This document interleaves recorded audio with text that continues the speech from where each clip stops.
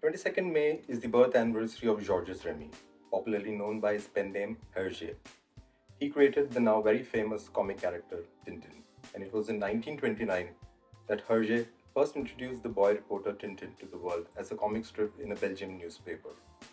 Over a span of 54 years, Hergé completed 23 albums of the Adventures of Tintin comic series, which is now regarded as one of the greatest, if not the greatest comic series of all time. With translations published in more than 80 languages, with over 230 million copies sold worldwide, and a Hollywood movie to its name, Tintin dominates the global comics and graphic novels charts even today. Sadly, Hergé passed away in 1983, leaving his 24th album, Tintin and the Alphard, unfinished. But his hero continues to remain the most iconic character in both children and adult fiction. The Adventures of Tintin is set during a largely realistic 20th century. Its protagonist is Tintin, a courageous young Belgian reporter and adventurer aided by his faithful dog Snowy. Other allies include the brash and cynical Captain Haddock, the intelligent but hearing impaired Professor Calculus, incompetent detectives Thompson and Thompson, and the opera diva Bianca Castafiore.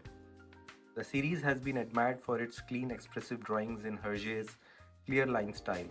Its well researched plots straddle a variety of genres, swashbuckling adventures with elements of fantasy, mysteries, political thrillers, and science fiction.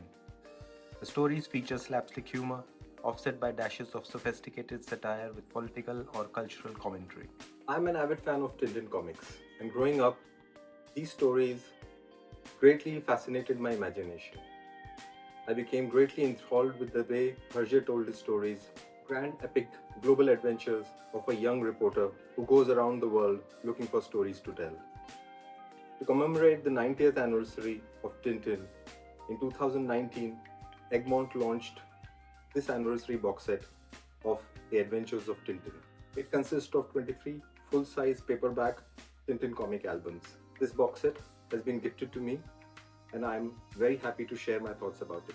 The yellow box has Tintin written in big bold blue letters, and it has a picture of Tintin doffing his cap with his trusted companion Snowy by his side. Egmont has been rebranded as Farshore and hence the Farshore logo at the far bottom. Encased neatly in chronological order, the volumes come with colorful spines. There are notches on either side to make it easy to take the albums out. The back showcases the traditional spread of all albums that are in the box set, same as the back covers of individual albums. Box has classic albums which have been traditionally in publication. However, two albums are not included in this box set, Tintin in Congo, which is part of Castoman publication, and The Lake of Sharks, which is based on a movie and not a canonical Hergé adventure. I have nevertheless purchased them separately to complete my collection of Tintin comics. On the side of the box, you have the list of all the adventures in chronological order, and the box weighs around 18 pounds and comes in dimensions of 18 into 22.5 into 33.5 centimeters. There are a total of 1552 pages in English, and the book starts with Tintin in the Land of Soviets in its original black and white form, and the last book in the collection is Tintin and the Alphard, which is the unfinished work of Hergé, and most of it resembles storyboard and layout. It is mostly there for the Tintin collectors. Rest of the volumes go from Tintin in America to Tintin and the Picaros. I love the original covers as they are all iconic. The box itself is very easy to move and you can neatly place the box in your bookshelf. The box set also keeps all the volumes safe from either edges or spines breaking or pages tearing.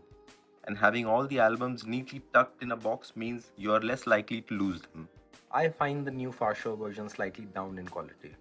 Although the actual paper quality is good and I don't mind the glossy and magazine-like print, but the color reproduction is slightly different, with the color saturation turned up a notch too far. Frankly, I was disappointed on that front. Also to note is that the fonts are not Hislop, as were in the earlier publications like in this Red Rackham's Treasure from Magnet Publications. The digital fonts chosen by the publication nowadays somehow don't have the engaging feel to them, and people who have owned Tintin albums from earlier publication will find the new book slightly different and getting used to. Anyway, the Farshore version that arrived is certainly not poor or flimsy, so I'm happy enough and I suspect that anybody looking for a quick and simple way to get their hands on the entire collection would be happy too. Let me go through each album very quickly. The adventure starts off with Tintin in the land of Soviets, where Tintin is on a mission to find out and report to his young readers back home the state of affairs in Soviet Russia. This is the only black and white album and has never been colored. Then it is the Tintin in America. Tintin confirms his reputation as a righter of wrongs. He faces Al Capone and his gang as well as all sort of other villains. Then you have the Cigars of Faros. Here Tintin finds himself entangled in a drug trafficking ring that will take him all the way to India. The next adventure is the Blue Lotus. The tale unfolds in China, a place as yet unknown and mysterious to Tintin. Tintin succeeds in overcoming myriad obstacles to finally triumph over his adversaries and disband their network of corruption. Then it is the Broken Ear, a story of thrilling pursuit where Tintin sets off to South America to retrieve a stolen fetish. The next album is The Black Island. On his return from South America, Tintin embarks on an exciting British adventure full of unexpected surprises. King Ottokar's Scepter is the next adventure. Tintin finds a briefcase on park bench and this leads him to Prague, then to Sildavia. He will save the kingdom from being overthrown by a fascist coup d'etat. Followed by The Crab with the Golden Claws. Tintin sets off for North America. He thwarts a scheme thought up by a gang of criminals who have hidden opium in tins of crab meat. Then you have the Shooting Star. Tintin and a team of European scientists sail to Arctic Ocean where an aerolite made of an unknown metal crashed. Then my favorite, The Secret of the Unicorn. The treasure hunt is well and truly on, but as the search continues, the plot thickens and moves to the Red Rackham's treasure. Tintin and the Thompsons accompany Captain Haddock on a journey in the footsteps of the captain's illustrious ancestor, Sir Francis Haddock.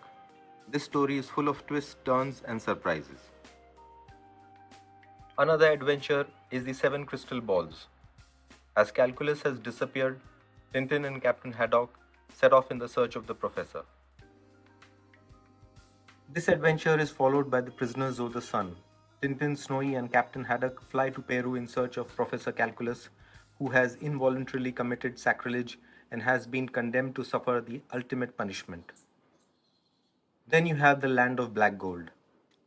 On 9th May 1940, the invasion of Belgium during the World War II brutally interrupted the publication of the Land of Black Gold. Tintin's universe was still young. Captain Haddock, Professor Calculus, and Marlin Spike Hall did not yet exist. Another twin-part adventure, Destination Moon, which is a detailed account on the preparation and the launching of the expedition to the moon for which Professor Calculus has chosen Sildavian soil. Next part takes us to the explorers on the moon, completes the prophetic scientific Tintin adventure. The unique fact about the moon adventure is that it was published first in 1953, whereas the actual human landing happened in 1969. Hergé had conceptualized the idea 16 years before itself. Then comes the Calculus Affair. A thrilling chase, surprises, old friends getting back together, headlong fights, all this for a stake in what seems to be limited to an ordinary umbrella. This is probably the most detective-like story. Then you get the Red Sea Sharks. This story lifts the veil on the scandal of the modern-day slave trade. Next adventure is Tintin in Tibet, a story of pure friendship without any of the usual villains, a tale of Tintin's desperate search to find his friend. Next adventure is the Castafiore Emerald. Captain Haddock's mansion, Marlin Spike Hall, can be considered a theatre. The characters in the story are the actors in a play. Another favorite adventure of mine, Flight 714 to Sydney. The interrupted voyage, the hijacking which will turn everything upside down.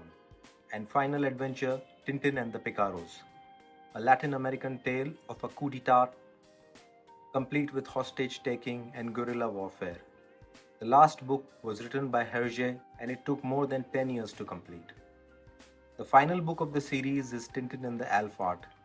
Left unfinished when he died in 1983, Hergé's last episode, Tintin and the Alphard, was to describe the occult world of sects. The Adventures of Tintin is a must have for every eager bookworm that seeks adventure and loves to solve a challenge. Young readers will play a fun yet crucial role in assisting Tintin through each of the adventures, and parents will appreciate the nostalgia that takes them back in time. This anniversary box set is a great choice for families to spend quality time bonding through books. It is a perfect present for all Tintin fans and collectors and is great for gifting family and friends. It is available on Amazon for around 8,000 rupees. I will leave the buy link in the description below. Do check it out. Also, do visit Tintin.com to know more about Hergé, Tintin, and the other characters of the Adventures of Tintin. That's all in today's video. Thank you for watching. I hope you liked it. Please subscribe to the channel. It will help the channel grow and take it to more wonderful viewers like you. You can leave your questions and comments below. I'd gladly reply. I'm Siddharth and I'll see you again with another interesting product review. Take care. Bye.